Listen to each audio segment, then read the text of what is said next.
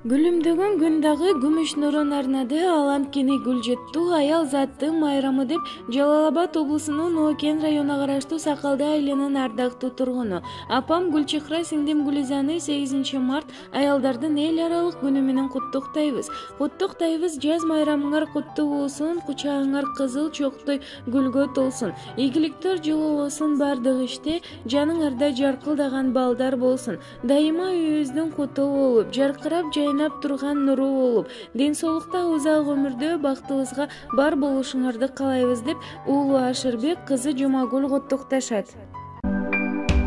Ар бир тилегим айласын тапкан, түн бою уктабай тербетип чыккан, дейишим өзүңсүң ардагым апа, асылым менин ардагым апа.